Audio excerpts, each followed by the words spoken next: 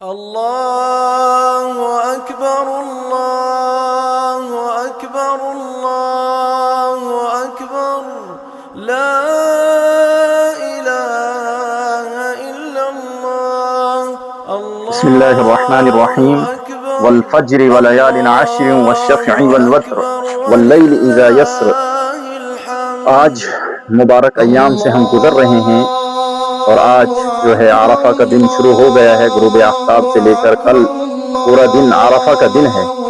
حاجی لوگ عرفات میں اللہ رب العزت کی حمد و ثنا بیان کر رہے ہیں تلبیہ کے ساتھ، لبیک اللہم لبیک لبیک لا شریک لک لبیک ان الحمد والنعمت لک والملک لا شریک لک۔ کچھ جو اہم باتیں وہ عرفہ کے دن سے متعلق اور ذی الحجہ کے جو 10 ایام چل رہے ہیں ان سے متعلق کہنا ضروری۔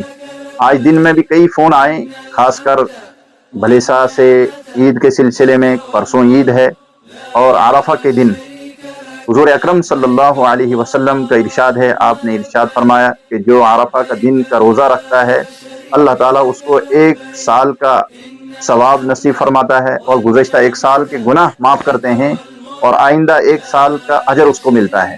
بڑی فضیلت ہے اس دن کی۔ کوشش یہ کریں کہ اللہ رب العزت کو راضی کریں، آج رات ہم سحری کھائیں، کل کا روزہ رکھیں۔ اس دن کی بڑی فضیلت ہے، یہ ہمیں بار بار نصیب نہیں ہوں گے۔ اسی طرح سے پھر پرسوں عید ہے، عید الاضحیٰ ہے، یعنی قربانی کا دن ہے، یوم النحر بھی اسی کو کہتے ہیں۔ اور حاجی لوگوں کے لیے کل کا روزہ منع ہے۔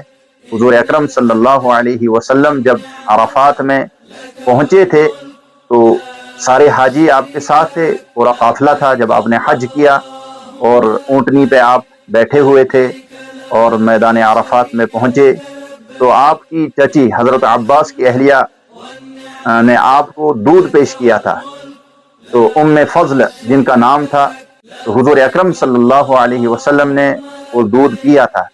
تو اونٹنی پر بیٹھ کر جب آپ نے دودھ پیا تو سارے صحابہ نے دیکھا کہ آپ صلی اللہ علیہ وسلم روزے سے نہیں ہیں۔ تو حاجی لوگوں کے لیے عرفہ کے دن یعنی عرفات میں ان کا روزہ رکھنا وہاں منع ہے۔ اس کے علاوہ حضور اکرم صلی اللہ علیہ وسلم نے ارشاد فرمایا کہ انسان کو جب 3 چیزیں پیش کی جائیں تو انکار نہیں کرنا چاہیے۔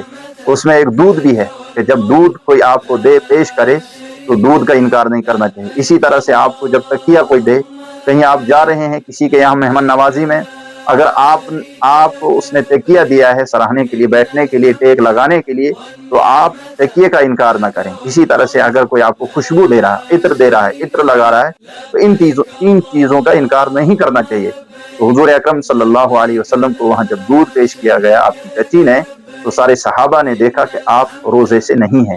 تو حاجیوں کو حکم ہے کہ وہ عرفہ کا دن جو ہے روزہ نہ رکھیں۔ اس کے علاوہ پورے جو لوگ جو عرفہ نہیں جاتے ہیں یعنی جو حج پہ نہیں ہوتے ہیں، ان لوگوں کے لیے حکم ہے کہ وہ نفلی روزہ رکھیں۔ لہذا تمام امت مسلمہ سے گزارش ہے کہ روزہ رکھیں، اس کی بڑی فضیلت ہے۔ اللہ کو راضی کرنے کے لیے، اللہ کو خوش کرنے کے لیے، اپنے گناہوں سے معافی کرنے کے لیے۔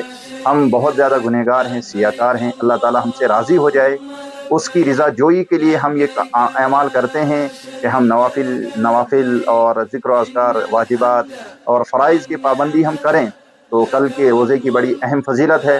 پرسوں ہم روزہ نہیں رکھ سکتے ہیں، سال میں جو جن ایام میں روزہ حرام ہے اس میں جو ہے 11 ذی الحجہ، 12 ذی الحجہ اور 13 ذی الحجہ، اسی طرح سے عیدین، تو ان 5 دنوں کے روزہ رکھنا حرام ہے۔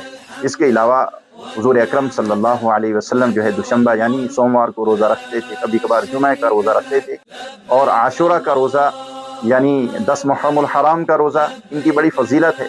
تو آئیے ہم کوشش کریں تو آخری سانس ہماری ہو تو ہم روزے سے ہوں۔ تو کل کے دن تمام خواتین، مرد، اپنے بھائی ایمان والے کوشش یہ کریں کہ ہم روزہ رکھیں۔ پھر کل کے بعد پھر پرسوں کا دن ہے، وہ عید الاضحیٰ کا دن ہے، یعنی سال میں جو ہماری بڑی 2 عیدیں ہوتی ہیں، اسی دن یعنی کل کا دن جو ہے عرفہ کا دن ہے۔ میدان عرفات میں ہی اللہ کی طرف سے آیت کا نزول ہوا، الیوم اکملت لکم دینکم واتممت علیکم نعمتی ورضیت لکم الاسلام دینا۔ لہذا آج کے دن ہم نے آپ کے دین کو مکمل کر دیا، اور وہ عرفات کے دن میں اللہ کے حبیب صلی اللہ علیہ وسلم کی طرف ان آیتوں کا نزول ہوا۔ پھر جو ہے پرسوں جو ہے وہ عید الاضحیٰ ہے، ایام تشریق بھی شروع ہو جائیں گے۔ 9 ذی الحجہ ہے تو فجر کی نماز سے لے کر یہ 13 ذی الحجہ کی عصر کی نماز تک 5 ایام جو ایام تشریق کہلاتے ہیں، ان میں مردوں کے لیے ہر فرض نماز کے بعد بآواز بلند 1 مرتبہ تکبیر تشریق کا پڑھنا واجب ہے، یعنی اللہ اکبر لا الہ الا اللہ واللہ اکبر وللہ الحمد۔ تو یہ واجب ہے مردوں کے لیے بآواز بلند پڑھیں ہر فرض نماز کے بعد، اور خواتین یعنی عورتیں جو ہے وہ پست آواز سے آہستہ جو ہے اس تکبیر کا ورد کریں، لیکن سب کے لیے واجب ہے، اس کا بھی اہتمام کیجیے۔ کل صبح یعنی فجر سے لے کر پھر جو ہے 13 ذی الحجہ کی عصر کی نماز تک اس کا خاص خیال رکھنا چاہیے۔ یہ جو ہیں یہ تکبیر تشریق ہے، اور اس کے بعد پھر جو ہے وہ پرسوں عید الاضحیٰ ہے۔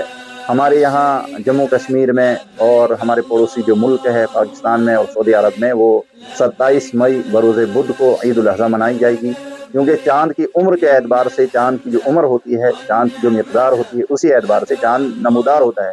تو یہ جو جزیرۃ العرب سے سٹے ہوئے جو ممالک ہیں، آپ دیکھتے ہیں یہ جو قزاقستان ہے، پاکستان ہے، افغانستان ہے، اسی طرح سے ہمارا جو جموں کشمیر بھی ہے، اس کا جغرافی جو ہے وہ سرحد جو ہے وہ پاکستان سے ملتی ہے، افغانستان سے ملتی ہے، اسی طرح سے چائنا سے اس کی سرحدیں ملتی ہے۔ تو ہمارا یہ جو صوبہ ہے یہ ان ممالک سے جڑا ہوا ہے، اس لیے چاند کے اعتبار سے جغرافی جو حصے ہیں، یہ اسی اعتبار سے ہم جو ہے وہ عید مناتے ہیں۔ چاند کی عمر یہاں اتنی ہوتی ہے، پھر چاند جو ہے آگے بڑھتا ہے، یہاں ہمارے ہندوستان اور بھی سری لنکا وغیرہ اس طرف جب جاتا ہے تو پھر اس کی عمر اسی اعتبار سے بڑی ہو جاتی ہے۔ تو پرسوں جو ہے کیونکہ چاند ہو چکا ہے، اور کل جو ہے 9 ذی الحجہ ہے، پرسوں 10 ذی الحجہ، یعنی پرسوں ہماری عید ہوگی، یہ کنفرم ہے۔ بہت سارے لوگ فون کر رہے تھے کہ مولانا صاحب عید کب ہے، یعنی عید بدھ کو ہے یا جمعرات کو ہے، تو یہ کنفرم ہے کہ ہمارے یہاں جموں کشمیر میں عید الاضحیٰ جو ہے وہ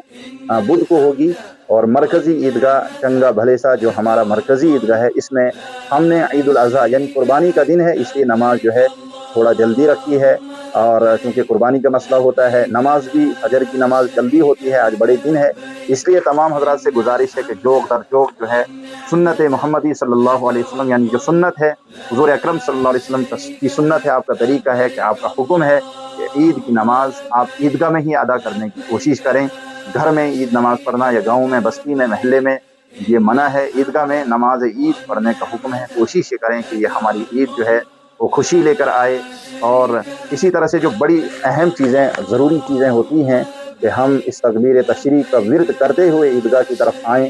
جب گاؤں سے لوگ نکلیں تو ہجوم کے ساتھ آئیں آپ، اور تکبیر تشریق انفراداً فرد نہ آئیے، اس میں اتحاد نظر آتا ہے، اتفاق نظر آتا ہے، کیونکہ ہمارے دلوں میں انتشار ہے، ہمارے دلوں میں حسد ہے، کینہ ہے، عداوتیں ہیں۔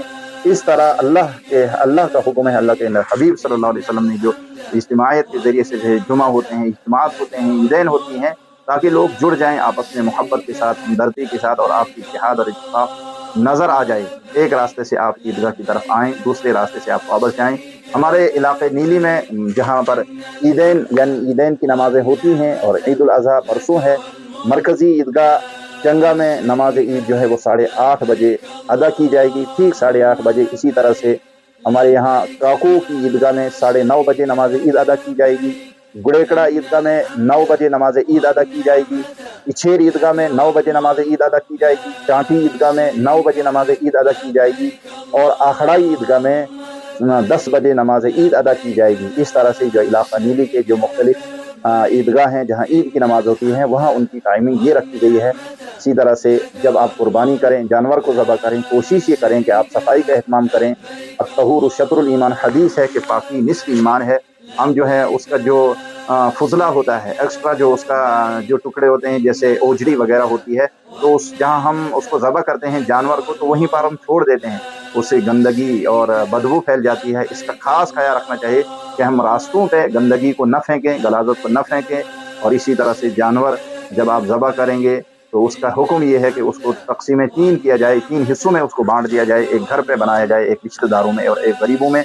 یہ اہم چیزیں جو کل اور پرسوں کے ایام سے متعلق تھیں، انشاءاللہ اللہ رب العزت نے چاہا تو مزید آپ کے سامنے کچھ اہم باتیں لے کر آئندہ آئیں گے۔ السلام علیکم ورحمۃ اللہ۔